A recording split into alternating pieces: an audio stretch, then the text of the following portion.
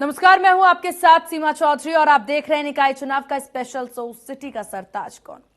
बात प्रदेश में निकाय चुनाव की करें तो उत्तर प्रदेश नगर निकाय चुनाव को लेकर सभी दलों की तैयारियां तेज हो चुकी है। जौनपुर की बात करते हैं, जहां जौनपुर में 3 नगर पालिका, 9 नगर पंचायत, तीनों नगर पालिकाओं में से जौनपुर नगर पालिका को सामान्य महिला के लिए आरक्षित है। तो वहीं साहगंज पिछड़ा वर्ग महिला सीट है और मुंगरा बादशाहपुर अनारक्षित सीट है। 4 नगर पंचायतों रामपुर, खेतासराय, वहीं आपको बता दें कि जफराबाद नगर पंचायत अनारक्षित है। बदलापुर सामान्य महिला सीट है।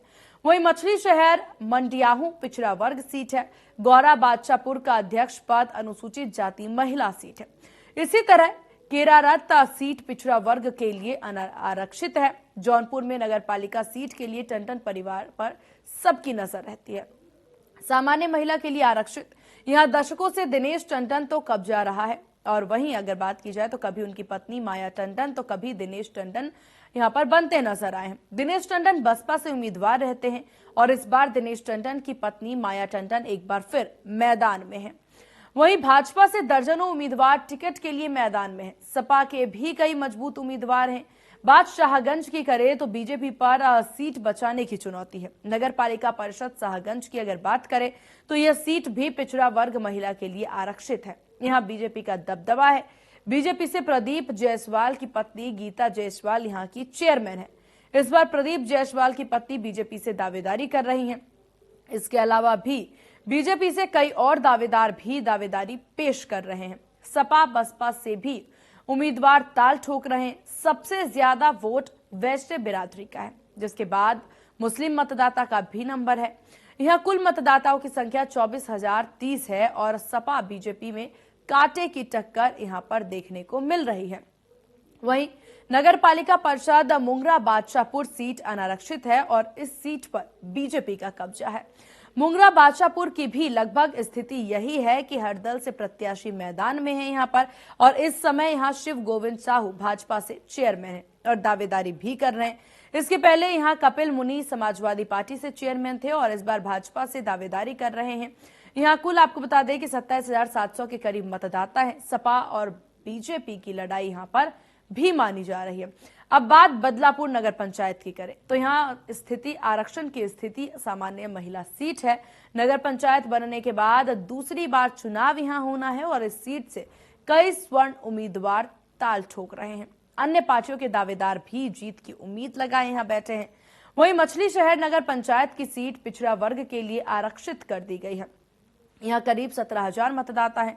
यहाँ हिंदू मुस्लिम वोटर लगभग बराबर ही हैं और यहाँ इस बार सवीना बानो समाजवादी पार्टी से चेयरमैन थी और इसके पहले लगातार 3 बार संजय जायसवाल चेयरमैन थे और इस बार भी भाजपा से कई दावेदार और सपा से भी कई दावेदार लंबी लिस्ट में हैं। वहीं रायपुर बात अब यहाँ पर रामपुर सीट अनारक्षित सीट है। यहाँ पहली बार चुनाव होना है और सभी दलों के उम्मीदवार दावेदारी यहाँ पर ठोकते नजर आ रहे हैं। वहीं आपको बता दें मंडियाहू सीट अध्यक्ष पद के लिए पिछड़ा वर्ग के लिए आरक्षित की गई है। रुखसाना बानो निर्दलीय नगर पंचायत अध्यक्ष हैं और दूसरी बार चुनी गई हैं। परिविंदर सिंह भाजपा से इनसे पहले अध्यक्ष थे और कई दावेदार दावेदारी पेश कर रहे थे। सीट का आरक्षण बदल जाने से माहौल भी काफी ज्यादा बदल गया है। अब कचगांव पहली बार चुनाव होना है। इस सीट को अनारक्षित सीट है, जहां 10,665 मतदाता, 1,800 मुस्लिम मतदाता और 1,200 के करीब यादव मतदाता हैं। अन्य बिरादरी के मतदाताओं की भी संख्या जो है लेकिन इनसे कम है। अब खेतासराय सीट की बात की जाए तो अध्यक्ष पद के लिए अनारक्षित सीट है। वसीम अहमद इस समय सपा से नागरिक पंचायत अध्यक्ष हैं और वसीम दूसरी बार अध्यक्ष चुने गए। पिछले चुनाव में यहां भाजपा तीसरे स्थान पर रही।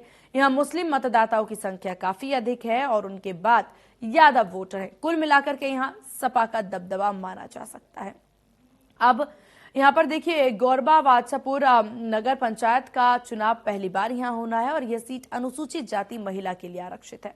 वहीं केरारत का सीट पिछड़ा वर्ग महिला के लिए आरक्षित है। नगर पंचायत सीट पर इस समय विजय गुप्ता वर्तमान निर्दल चेयरमैन है और इस सीट का जब से सृजन हुआ है तब से विजय गुप्ता और पारस गुप्ता के बीच ही इस सीट पर सपा की मजबूती पकड़ी हुई है। भाजपा कमजोर नजर आती है और इस सीट पर बनिया और मुस्लिम बहुसंख्यक मतदाता हैं। वहीं जफराबाद सीट अनारक्षित है और इस सीट पे लंबे समय तक विष्णु सहाय मिश्रा का कब्जा रहा, लेकिन पिछले 2 बार से प्रमोद बरनवाल और उनकी पत्नी अध्यक्ष चुनी गई थी। यहाँ मुस्लिम वोट भी मायने रखते हैं और कांटे का मुकाबला भी यहाँ पर हमेशा से देखा जा रहा है। तो जौनपुर का कुल समीकरण हम आपको समझाते नजर आए और आप ग्राफिक्स के जरिए भी देख सकते हैं कि किस प्रकार से जौनपुर में जो स्थिति पूरी बनती नजर आ रही है, वोटरों को लेकर किस तरह की स्थिति बनती जा रही है। चलिए वो ग्राफिक्स के जरिए आपको बता देते हैं। जहां शाहगंज पिछड़ा वर्ग महिला सीट की बात की जाए तो नगर पालिका परिषद मुंगरा बादशाह सीट अनारक्षित सीट है। वहीं मछली नगर पंचायत की सीट पिछड़ा वर्ग के लिए आरक्षित है। जहां आपको बता दें कि बदलापुर नगर पंचायत सामान्य महिला सीट जो है यहां पर है। और जौनपुर निकाय चुनाव के समीकरण पर अगर नजर डालें तो 3 नगर पालिका परिषद हैं, 9 नगर पंचायत हैं, 4,38,000 से अधिक मतदाता हैं और 1,29,778 नए मतदाता हैं। कुल यहां पर देखा जाए तो 2 लाख से ज्यादा यहां पर आपको बता दें पुरुष मतदाता है। वहीं यहां पर महिला मतदाताओं की संख्या भी काफी ज्यादा यहां पर देखी जा रही है, यानी पुरुष मतदाता हो या फिर महिला मतदाता हो, दोनों की संख्या काफी ज्यादा यहां पर है। और 1 लाख से ज्यादा यहां इस बार आपको बता दें कि नए वोटरों को देखा जा रहा है। तो 1,29,778 नए मतदाता हैं यहां। तो वहीं आपको बता दें 3 नगर पालिका परिषद है, 9 नगर पंचायत, 4,38,000 से अधिक मतदाता जो हैं वो इस बार वोट डालेंगे। वहीं साथ ही साथ अब अगर नए वोटरों पर नजर डाला जाए तो वो भी काफी ज्यादा संख्या में शाहगंज पिछड़ा वर्ग महिला सीट है। तो जौनपुर सीट का कुल समीकरण किस प्रकार से निकल के सामने आ रहा है वो ग्राफिक्स के जरिए आपको बताने की कोशिश। जहां बदलापुर नगर पंचायत सामान्य महिला सीट है, खेतासराय सीट अध्यक्ष पद के लिए अनारक्षित है। वहीं गौराबाद शाहपुर नगर पंचायत सीट अनुसूचित जाति महिला सीट है। वहीं आपको बता दें कि जौनपुर में अब पूरा समीकरण कुछ इस प्रकार से बनता नजर आ रहा है कि सपा और भाजपा की आपस में आमने सामने की टक्कर देखने को मिल रही है। सपा और भाजपा ही इस बार चुनाव में आमने सामने की अहम भूमिका खासतौर पर जौनपुर में निभाते नजर आ रहे। हालांकि बसपा भी रन में है और निर्दलीय भी रन में है, अन्य पार्टी भी रन में है, लेकिन इस बार जो आमने सामने की टक्कर है जौनपुर में कहीं ना कहीं यहाँ पर बस सपा और बीजेपी में देखने को मिल रही है। वहीं अब देखा जाए पूर्णतः तो चुनाव प्रचार अब थम चुके हैं और हालांकि इन सब के बीच अहम ये है जौनपुर को लेकर के कि यहाँ पर महिला मतदाता भी काफी ज्यादा अहम भूमिका निभाती हैं और ऐसे में कई बार इस तरीके से महिला यहाँ पर अगर प्रत्याशियों की बात की जाए तो उन पर भी दाव लगाया जा रहा है। तो जौनपुर निकाय चुनाव का समीकरण किस प्रकार से बनता नजर आ रहा है आप अपने टीवी स्क्रीन पर ग्राफिक्स के जरिए समझ पा रहे हैं। जहां 3 नगर पालिका परिषद है, 9 नगर पंचायत है, 4,38,000 से अधिक मतदाता जो हैं वो इस बार हैं। वहीं 1,29,778 नए मतदाता हैं। कुल 20,05,684 पुरुष मतदाता हैं। वहीं महिला मतदाताओं की संख्या भी 23 लाख से ज्यादा यहां पर देखी जा रही है। तो जौनपुर का समीकरण काफी दिलचस्प यहां बनता नजर आ रहा है। जहां आपको बता दें कि जौनपुर को लेकर के अब सबकी निगाह इसी पर टिकी है। बीजेपी की जहां साख इस पर अटकी पड़ी है तो सपा भी कहीं से पीछे नहीं रहना चाहती है। सपा भी अपने पूर्णतः दलबल के साथ आगे बढ़ती नजर आ रही है। मैदान में उतरकर अब इस बार के चुनाव में खुली चुनौती बीजेपी को सपा जो है वो इस निकाय चुनाव में देती नजर आ रही है।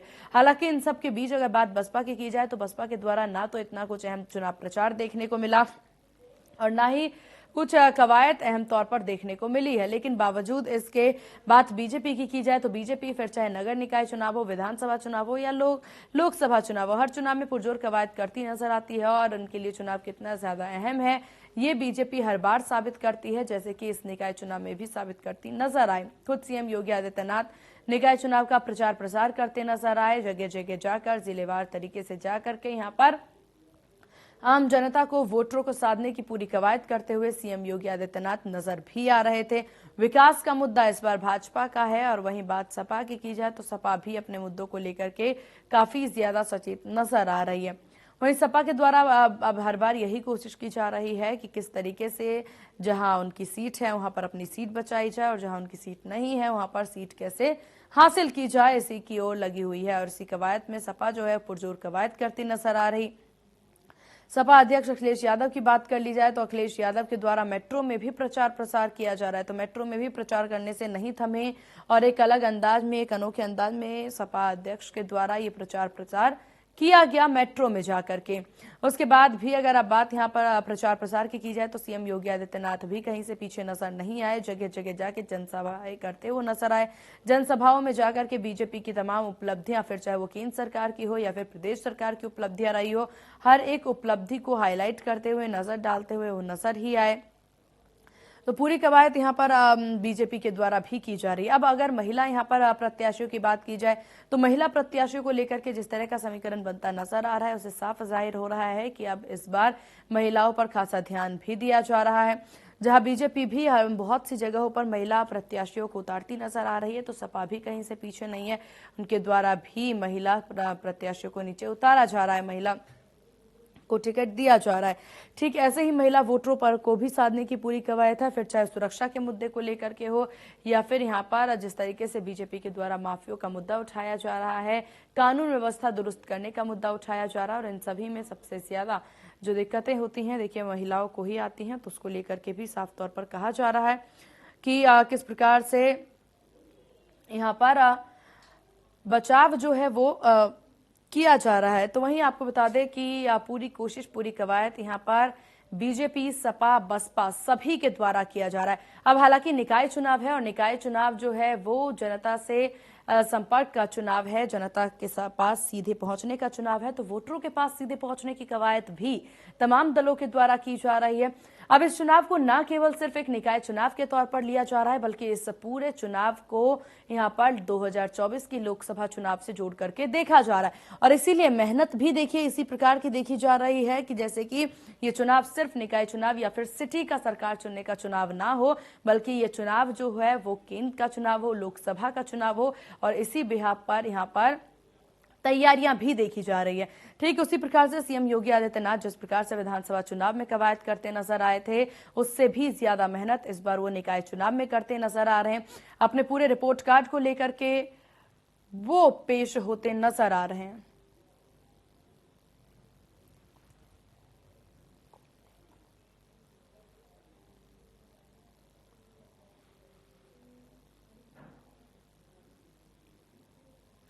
और सिटी के सरताज में अब वक्त हो चला है अपने मेहमानों से आपको अवगत करा दें। हमारे साथ दिलीप यशवर्धन जी हैं जो कि राजनीतिक विश्लेषक हैं। दिलीप जी, बहुत स्वागत है आपका इंडिया न्यूज उत्तर प्रदेश उत्तराखंड पर।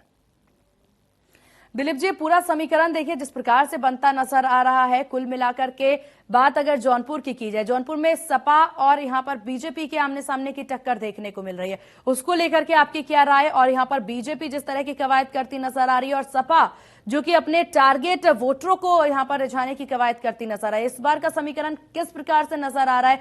क्या जो मकसद लेकर बीजेपी और सपा आगे बढ़ती नजर आ रही है, उस मकसद में कामयाबी उन्हें मिलेगी? देखिए, तो बात नगर निकाय चुनाव की जरूर कर रहे हैं, लेकिन अगर समीकरण की बात आप करेंगे तो समीकरण को एज ए होल राजनीति की दृष्टि से देखा जाता है। अभी जो विधानसभा के चुनाव हुए थे 2021 में, वहां भी प्रमुखता से दो ही पार्टियां आमने सामने थी, समाजवादी पार्टी और भारतीय जनता पार्टी। हालांकि कुछ लोकल पार्टी ने भी अपने अपने कुछ कैंडिडेट उतारे थे, लेकिन मैक्सिमम सीटें जो थी जौनपुर की, वहां पर भाजपा और समाजवादी पार्टी के बीच में ही टक्कर थी, और वही टक्कर कॉन्टिन्यूड। समाजवादी पार्टी का 2022 में सीटें भी बढ़ी, वोट परसेंटेज भी बढ़ा, मुस्लिम बहुल क्षेत्र होने की वजह से इस बार भी ये लड़ाई वहां पर रहेगी। लेकिन होता क्या है उत्तर प्रदेश या भारत की राजनीति में कि जब भी कोई चुनाव का माहौल आता है तो वहां पर समीकरण सिर्फ वहां की दृष्टि से नहीं देखा जाता है। जो नगर निकाय के चुनाव होते हैं उसमें मुद्दे हमेशा लोकल मुद्दे होते हैं, नाली का मुद्दा होता है, सफाई का मुद्दा होता है, पानी का मुद्दा होता है, लेकिन इन मुद्दों पर राजनीतिक पार्टियां चुनाव नहीं लड़ती हैं। और जब भी चुनाव प्रचार करती हैं, आप ध्यान दीजिएगा कि वो नगर निगम के मुद्दों की बात नहीं करेगी। वो चुनाव चाहे नगर निगम क्यों, चाहे विधानसभा क्यों, चाहे लोकसभा, उनके मुद्दे कॉमन ही रहते हैं कि हमने देश का डेवलपमेंट किया, हमने बेरोजगारी को हटाया। प्रतिपक्ष कहेगा हमने बेरोजगारी बढ़ती जा रही है, हमारी साख गिरती जा रही है, हमारी इकोनॉमी खराब हो रही है, और सत्ता उसको अपोजिट भाषा में। और जनता इन चीजों में कंफ्यूज रहती है, जनता ये डिसाइड नहीं कर पाती कि उसको वोट किस मुद्दे पर देना है। और अल्टीमेटली जो चुनाव का ओवरऑल मुद्दा होता है, वो मुद्दा हमेशा हर चुनाव में हावी होता है। अगर वो मुद्दा हावी रहा तो इसमें कोई दो राय नहीं कि भारतीय जनता पार्टी वहां पर लीड है। लेकिन अगर पुराने समीकरण को आप देखें और जिस तरीके से बहुजन समाज पार्टी इस समय इंटरनल रूप से भारतीय जनता पार्टी के फेवर में काम कर रही है, वो जहां भी कैंडिडेट खड़े कर रही है वो ऐसे कैंडिडेट खड़े कर रही है जिससे भारतीय जनता पार्टी को फायदा पहुंचे और समाजवादी पार्टी को नुकसान पहुंचे। कांग्रेस ने एक मुसलमान प्रत्याशी भी उतारा है, मुस्लिम बाहुल्य क्षेत्र है, तो कांग्रेस का चूंकि उत्तर प्रदेश में कोई बहुत जनाधार नहीं है, तो कांग्रेस के प्रत्याशी उतारने से कांग्रेस की जीत तो नहीं होगी, लेकिन ये समाजवादी की हार की जरूर बन पड़ती। बिल्कुल। देखिए दिलीप जी, आप यहाँ पर ये चीज पर ध्यान देने वाली थी बात है कि मुस्लिम वोटर्स को लेकर के अगर हम बात कर रहे हैं, क्योंकि यहाँ पर अगर देखा जाए सपा का मोस्टली टारगेट यही रहता है कि मुस्लिम वोटर्स और यहाँ पर जो यादव वोटर है उन पर ज्यादा ध्यान दिया जाए। जौनपुर में इनका समीकरण भी कुछ ज्यादा अच्छा बनता नजर आ रहा है, यादव वोटर्स भी यहाँ पर ज्यादा हैं और यहाँ पर मुस्लिम वोटर्स भी ज्यादा है। तो जौनपुर में क्या इसका फायदा सपा को मिलता नजर आएगा, या इस बार जिस तरह का विकास का रिपोर्ट कार्ड पेश करते सीएम योगी नजर आ रहे हैं उसका फायदा बीजेपी को मिलता नजर आएगा? समाजवादी पार्टी के लिए हमेशा ही कहा जाता है कि 2x फैक्टर समाजवादी पार्टी के लिए काम करता है, लेकिन पिछले कई चुनावों से आप देखिए 2017 के बाद से ये फैक्टर समाजवादी के फेवर को तक काम नहीं कर पाता। लेकिन 2022 के विधानसभा चुनाव में हालांकि समाजवादी ने सत्ता हासिल नहीं करी, लेकिन इस फैक्टर ने और बहुत सारे फैक्टर्स ने, एंटी इनकम्बेंसी ने, MY फैक्टर ने, बहुत सारे फैक्टर ने समाजवादी के पार्टी के फेवर में काम किया। उनकी सीटें भी बढ़ी और उनका वोट परसेंटेज 17 के कंपैरिजन में काफी ज्यादा बढ़ा। ये रेशियो अगर बढ़ता हुआ जाएगा तो निश्चित सी बात है कि समाजवादी पार्टी को फायदा होगा। और अंबाई फैक्टर देखिए, मुस्लिम वोट जो है वो भारतीय जनता पार्टी को नहीं जानते, भारतीय जनता पार्टी भी जानती है और समाजवादी पार्टी भी जानती है और बाकी पार्टियां भी जानती है। कुछ शियाओं का वोट छोड़ दीजिए, बाकी वोट समाजवादी पार्टी के फेवर में ही आता है मुसलमानों का। मुस्लिम बाहुल्य क्षेत्र है, यादव बाहुल्य क्षेत्र, और समाजवादी पार्टी का समीकरण वहां पहले से भी अच्छा है। वहां के बहुत नामी जो माफिया रहे हैं, धनंजय सिंह, वो हालांकि पहले बहुजन समाज पार्टी में थे, बहुजन समाज पार्टी की सरकार में वो काफी सक्रिय रहे हैं। वो वहां पर ये जो उनका अपना एक क्षेत्र है, उस क्षेत्र में उनकी व्यक्तिगत पहचान बहुत ज्यादा है। अगर वो किसी पार्टी से नहीं भी खड़े होते हैं तो वो किसी भी पार्टी को हराने की क्षमता रखते हैं। तो इस बार उनका झुकाव किस पार्टी की तरफ होगा, ये भी वहां के डिसाइडिंग फैक्टर में बहुत महत्वपूर्ण होगा। लेकिन दिलीप जी, अब देखिए महिलाओं पर अगर ध्यान दिया जाए, महिला वोटर्स को साधने की कोशिश काफी ज्यादा इन दिनों की जाती है कि महिलाओं पर ज्यादा ध्यान दिया जाए, उनकी जरूरतों पर ज्यादा ध्यान जाए। और उत्तर प्रदेश सरकार देखिए जिस प्रकार से कानून व्यवस्था का जिक्र भी महिलाओं को लेकर के करती नजर आती है, ऐसे में महिला वोटर पर कितना असर सपा का, भाजपा का या फिर अन्य दल का? मैंने यही तो अभी आपसे कहा ना कि कानून व्यवस्था, नगर निकाय,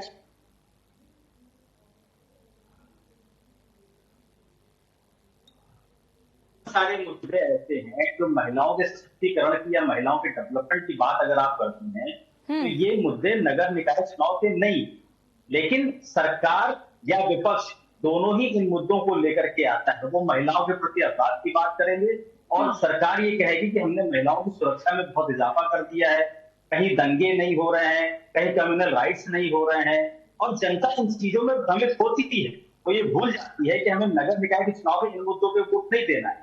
हमारी सड़कें अच्छी है कि नहीं है, इस पर कोई बात नहीं होगी। हमें नाली की सुविधा अच्छी मिल रही है कि नहीं, बिल्कुल बिल्कुल दिलीप जी, देखिए ये काफी में जल भराव हो रहा है कि नहीं हो रहा है, इस पर भी बात नहीं होगी। पीने का पानी मिल रहा है कि नहीं मिल रहा है, इस पर भी बात नहीं होगी। और यही असली मुद्दे हैं जो नगर निकाय चुनाव में रखे जाते हैं। जो कॉन्स्टिट्यूशनल हायरार्की बनाई गई है वो कॉन्स्टिट्यूशनल हायरार्की इसीलिए बनाई गई कि हर सेगमेंट का अपना एक रोल है और उस रोल के हिसाब से चुनाव होते हैं और उस चुनाव में वही मुद्दे होने चाहिए।